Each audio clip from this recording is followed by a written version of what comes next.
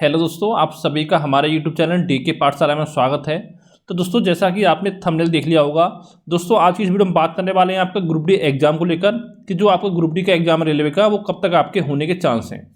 क्योंकि दोस्तों देखा होगा आपने, बहुत सारे यूट्यूब चैनल ऐसे हैं आपके जिनके द्वारा दोस्तों बताया जा रहा है, कुछ बता रहे हैं आपके कि 25 मार्च से आपका एग्जाम स्टार्ट हो जाएगा, कुछ लोग बता रहे हैं आपका 5 अप्रैल से एग्जाम स्टार्ट हो जाएगा, कुछ लोग बता रहे हैं 10 अप्रैल से एग्जाम स्टार्ट हो जाएगा। तो दोस्तों इस तरह से आपको गुमराह किया जा रहा है। और दोस्तों साथ ही आपको बता दूं, जो लोग दोस्तों आपको ऐसा बता रहे हैं कि 25 मार्च से एग्जाम है, 5 अप्रैल से 10 अप्रैल से, केवल दोस्तों उनका एक ही टारगेट है, वो है दोस्तों अपना कोर्स बेचना।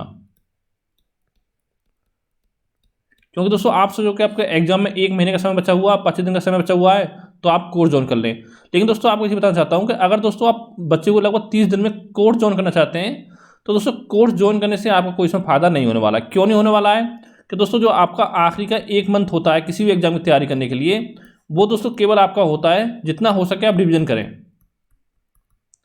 अगर दोस्तों आप पता जो आप कोर्स खरीदोगे तो यहाँ पर कम से कम आपको 8 से लेकर 10 घंटे की आपको डेली क्लास मिलेंगी, क्योंकि 1 महीने में आपका इतनी जल्दी सिलेबस जो कोर्स आपको कंप्लीट नहीं हो पाएगा। ठीक है, तो वहाँ पे 8-10 घंटे क्लास कम से कम आपको प्रोवाइड कराई जाएंगी। अब देखिए, अब अगर आप 8-10 घंटे क्लासों को देखते हो मोबाइल पर, लैपटॉप पर, तो उसके बाद दोस्तों आपको सेल्फ स्टडी करने का टाइम कहाँ मिल जाएगा, या कह सकते हो आपको रिवीजन करने का टाइम उसमें कहाँ मिलेगा। लेकिन दोस्तों अगर आपको 5 से 6 घंटे कम से कम आपको सेल्फ स्टडी निकालना पड़ेगा रिवीजन के लिए, अगर आपको ग्रुप डी में जॉब लेना है तो 8-10 घंटे क्लास करने के बाद। फिर दोस्तों अगर इस तरह से आपको देखा जाए, अगर आप 10 घंटे क्लास करते हो मोबाइल से या लैपटॉप से, तो दोस्तों आपकी जो आंखें बहुत ज़्यादा दर्द करने लगेंगी इतना लैपटॉप और मोबाइल देखने से। फिर दोस्तों कम से कम आपको 8 घंटे की चाहिए नींद। ठीक है, 10-18 हो गया आपका, 2-4 घंटे ऐसे निकल जाते हैं खाने पीने, थोड़ा आराम होता है दिन वगैरह में। ठीक है, तो इस तरह दोस्तों आपके 24 घंटे पूरे हो गए, यानी कि जो आपको 5 से 6 घंटे चाहिए थे रिवीजन के लिए वो आपको नहीं मिल पाएगा। अगर ये टाइम आपको नहीं मिल पाएगा तो फिर आपको कोर्स ज्वाइन करने का कोई आपका फायदा है नहीं। तो दोस्तों ये आपको जानकारी देनी थी। अब दोस्तों बात करते हैं आपका एग्जाम को लेकर। क्यों दोस्तों, हो सकता है आपका 10 से लेकर 15 मार्च के बीच में आपको एक नोटिस देखने को मिल जाए आरआरबी की वेबसाइट पर। उस दोस्तों उस नोटिस में क्या होगा, देखिए एक तो आपका होगा एनटीपीसी जो आपका एग्जाम हुआ है सीबीटी 1 का, उसके रिजल्ट को लेकर कि उसका रिवाइज रिजल्ट कब आपका जारी किया जाएगा, ये आपको जानकारी उसमें मिल जाएगी। और साथ ही एक जानकारी मिल जाएगी आपको कि एनटीपीसी का जो सीबीटी एग्जाम है वो आपका कब होगा। ठीक है, और साथ ही दोस्तों जो ग्रुप डी का एग्जाम है उसके बारे में आपको जानकारी दे दी जाएगी। पूरी उम्मीद है कि ग्रुप डी एग्जाम कब से आपका स्टार्ट होगा। लेकिन दोस्तों इतना समझ लीजिए, आपका एग्जाम जो कम से कम मार्च में तो नहीं हो रहा है और अप्रैल में भी होने के चांस नहीं है। क्योंकि जब भी दोस्तों आपको ग्रुप डी का एग्जाम होगा तो एग्जाम से कम आपको 30 से लेकर 35 दिन पहले आपको सूचना दे दी जाएगी कि आपका इस दिन से एग्जाम स्टार्ट हो रहा है। और दोस्तों अभी आपको देखा होगा, हाल ही में एक रेलवे मंत्री जी का बयान आया था कि अभी कंपनी जो हमारी फाइनल नहीं, कौन सी कंपनी आपका एग्जाम कराएगी। और दोस्तों पूरा चांस आपका यही है कि जो NSCIT कंपनी है वही आपका एग्जाम कराएगी ग्रुप डी का।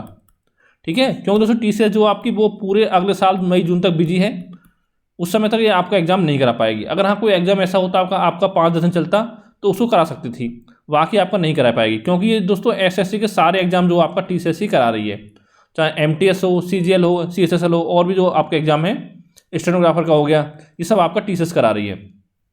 और ये चीज़ आपको पता होगा, जो आपका ग्रुप डी का एग्जाम है कम से कम आपका 2 से लेकर 3 महीने चलने वाला है, अगर आपका एग्जाम एक दिन में 3 शिफ्ट में आपका एग्जाम होता है तो। ठीक है, और अगर आपका एग्जाम एक दिन में 2 शिफ्ट में होगा तो दोस्तों और लंबा आपका एग्जाम जा सकता है। तो दोस्तों जहाँ तक मुझे लगता है, जो आपका एग्जाम है कम से कम दोस्तों 15 मई से पहले तो आपका एग्जाम स्टार्ट नहीं होने वाला है। क्योंकि दोस्तों इसमें आपका बहुत सारा प्रोसेस आपका होने वाला है कि कंपनी आपकी फाइनल की जाएगी, उसका दोस्तों क्या होता है, आपका सेंटर बुक किए जाते हैं। अब देखिए सेंटर बुक करने में दोस्तों परेशानी क्यों होगी, क्योंकि आपको पता होगा जो जितने भी आपके अच्छे सेंटर हैं, बड़े बड़े सेंटर हैं, वो ऑलरेडी TCS जो अपना बुक कर चुका है। ठीक है, तो TCS बुक कर चुका है, तो जो आपके छोटे मोटे सेंटर हैं वही दोस्तों मिल पाएंगे, चाहे आपका NSCIT कराए एग्जाम या कोई और कंपनी आपका एग्जाम कंडक्ट कराए। तो उसमें दोस्तों आपका समय लगेगा, कम से कम चलिए आपका 1 महीने का समय इसमें आपका लग सकता है। और फिर दोस्तों आपके पेपर सेट करने होते हैं, उसमें भी आपका समय लगता है। और आपको एग्जाम से 10 दिन पहले कम से कम बताया जाएगा कि आपके एडमिट कार्ड जारी होंगे या आपका सेंटर बता दिया जाएगा।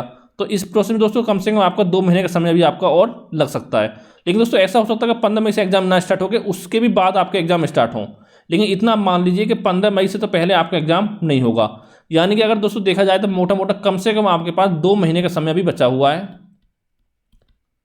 ग्रुप डी की तैयारी करने के लिए।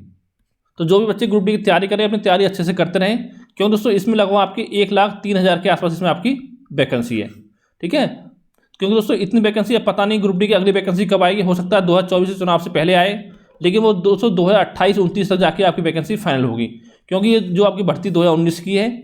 और ये दोस्तों पूरी उम्मीद यही है कि आपकी 2023 के लास्ट तक जाके आपकी फाइनल हो, कि लास्ट तक।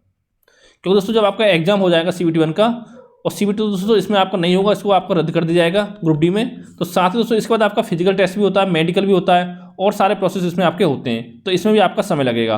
और मान लो अगर आपका एग्जाम मई जून में स्टार्ट होता है और फिर कोरोना की अगर लहर आ गई, तो दोस्तों उसके बाद भी फिर आपका जो एग्जाम है वो आपका पोस्टपोन हो सकता है। और पोस्टपोन होगा तो कम से कम 2 से 3 महीने आपका एग्जाम पोस्टपोन होगा। तो दोस्तों यही आपको जानकारी देनी थी। तो थैंक यू फॉर वॉचिंग।